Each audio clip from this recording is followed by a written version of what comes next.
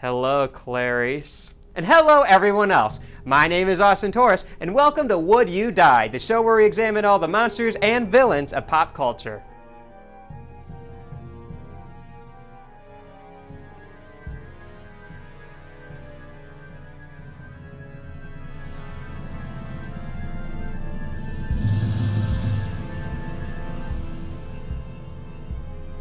Today we're looking at someone who will eat your liver with some fava beans and a nice Chianti. I'm not going to do the slurping noise. I'm bad at it. That's right, it's Dr. Hannibal Lecter. What a spooky boy. Let's find out if you stand a chance. Dr. Lecter first appeared in the 1981 novel Red Dragon by Thomas Harris. This was adapted into Hannibal's first on-screen appearance, Manhunter, directed by Michael Mann and released in 1986. This stylistic thriller was underappreciated when it first came out, but in recent years has attained cult classic status. I actually just watched it for the first time while preparing for this episode, and I thought it was really good. I especially like any movie that plays Indigada da Vida. Dr. Lecter is played by Brian Cox in the character's on-screen debut. You may know Brian Cox from a wide range of films such as The Bourne Identity, Rise of the Planet of the Apes, X2, X-Men United, Zodiac, and Trick or Treat. And he's also in The Ring, which features Samara. I talked about her. Dr. Hannibal Lecter next appeared in Thomas Harris's 1988 novel, The Silence of the Lambs. I'm sure most, if not all of you, know Hannibal the Cannibal from the film adaptation directed by Jonathan Demme and released on Valentine's Day in 1991. We all know Silence of the Lambs is a perfect date movie, right? It rubs the lotion on its skin or else it gets the hose again. It's also one of the greatest horror films of all time, being one of only a handful to be nominated for Best Picture and the only one to win. The Silence of the Lambs is only the third and last film ever to win all 5 of the major awards at the Oscars, those being Best Picture, Best Director, Best Screenplay, Best Actor, and Best Actress. Those 2 Academy Award winners are, of course, Jodie Foster as Clarice Starling and the incomparable Sir Anthony Hopkins as Dr. Hannibal Lecter. Acting.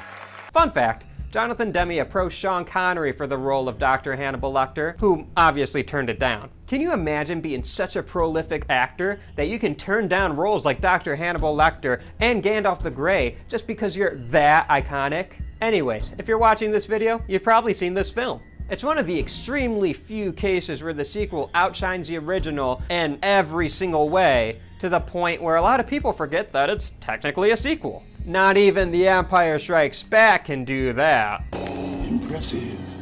Most impressive. What's not impressive were the sequels to follow. Dr. Lecter's next appearance would be in Thomas Harris's 1999 novel, Hannibal. This got a film adaptation in 2001 from one of my favorite filmmakers, Ridley Scott, in his first horror film since Alien. I love Alien!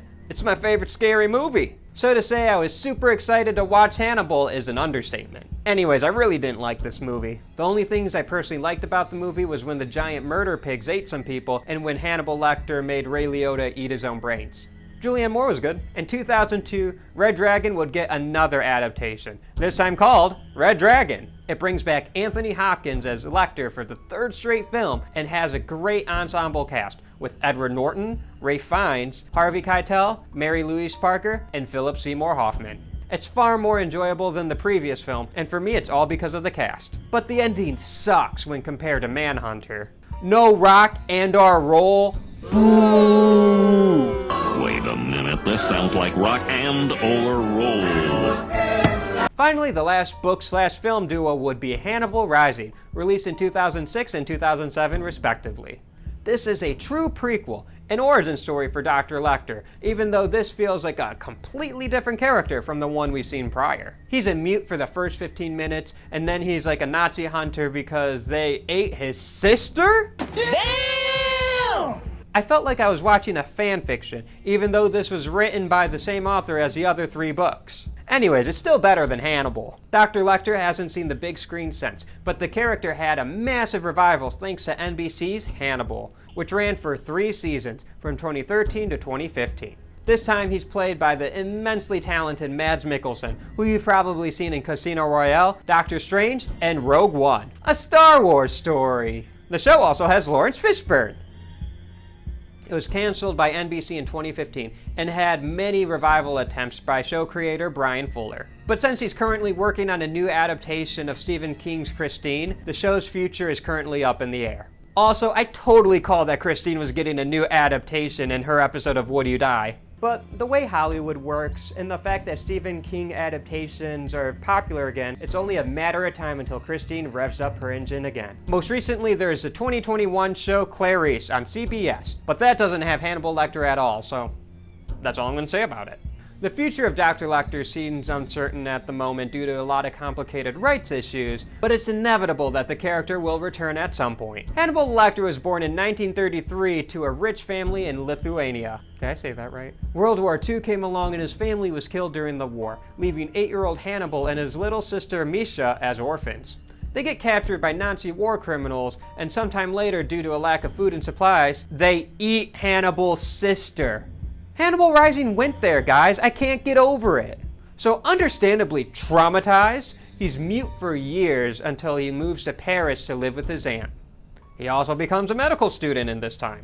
If it feels like I glossed over that, so did the movie. He tracks down those Nazi bastards and gets his revenge before moving to the United States, where he was offered a residency at Johns Hopkins Hospital. There he became a world-renowned psychiatrist by day and a cannibalistic serial killer by night, or whenever he feels like eating a dude. As you'll see, Hannibal Lecter does not give a It wasn't until he met Will Graham that he was locked up for years. Will Graham actually worked with Dr. Lecter to find the serial killer known as the Chesapeake Ripper. Fun fact, Hannibal Lecter was the Chesapeake Ripper! Anyways, Will Graham figures this out right before Hannibal Lecter stabs him. But he did survive, and Dr. Lecter was caught by the FBI. Will Graham retired after the encounter, because obviously, and Dr. Lecter was found not guilty due to insanity and sentenced to 9 life sentences, which he serves at Baltimore State Hospital under the supervision of Dr. Chilton. Side note, I hate that character. Such an asshole. Anyways, the two would reunite years later when Graham came out of retirement to help catch the Tooth Fairy Killer, or the Red Dragon. Graham goes to Baltimore State Hospital to gain Dr. Lecter's insight and knowledge of the killer, which Dr. Lecter gives him, in addition to giving the Red Dragon Graham's home address and a coded message. Revenge is a dish best served coded. A few years later, Hannibal would be sent a young FBI agent by the name of Clarice Starling, and from there we get the cinematic masterpiece known as The Silence of the Lambs. I really don't need to recap Silence, do I? So after the events of that film, Hannibal Lecter is an escaped man living incognito in Florence, Italy as a curator. Fitting, since Hannibal is such a big fan of the arts. After a boring and convoluted plot involving murder pigs, cutting off his own hand, and feeding Ray Liotta his own brains, Dr. Hannibal Lecter is once again a free man. Watch out. So what makes Hannibal the Cannibal so scary? First off, he's a cannibal. A what? He's also extremely intelligent, by far the smartest villain I've covered on Would You Die. He's extremely classy and courteous, though he does come off as snobby and pretentious at times. I think what makes Hannibal Lecter scary for me is that he's extremely manipulative and cunning. There's one instance of him convincing an inmate to kill himself by biting off his own tongue and eating it. You don't want Hannibal messing around in your head. He's also surprisingly strong, being able to overpower men much bigger than him. And he bites off their faces. That's scary.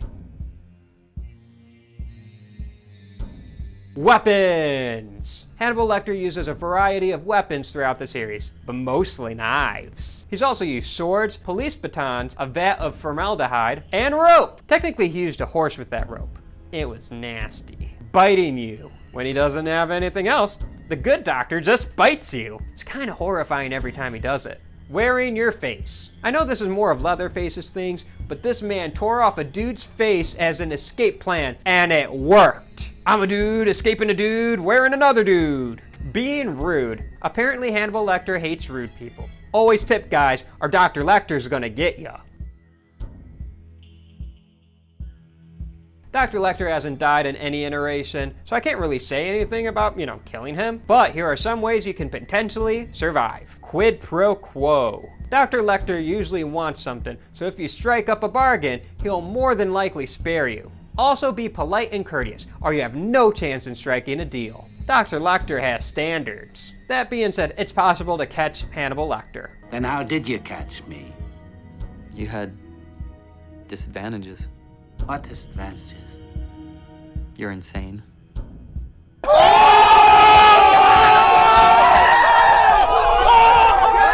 According to my count, Dr. Hannibal Lecter has killed 29 people. Across 5 films, that averages 5.8 kills a film. It's implied that he's killed more people, but I'm just going with what's confirmed. To really see how brutal the Chesapeake Ripper can be, let's take a look at the Silence of the Lambs. Dr. Lecter encountered 6 people while out of containment, killing all of them. However, he was locked up for like 80% of the film, so I'm giving him an adjusted kill rate of 80%, earning Hannibal the Cannibal an 8 out of 10 skulls. I wonder if one of those skulls was Ray Liotta's. So if Dr. Lecter has you over for dinner, would you die? It seems like you have a 100% chance of dying when encountering Dr. Hannibal Lecter, when he's not in super ultra confinement. No.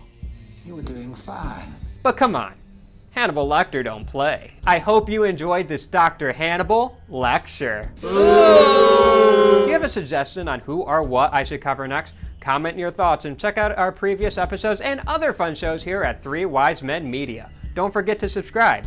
Tune in next time when we discuss some other spooky icon. Until then, I'm Austin Torres. Try not to die.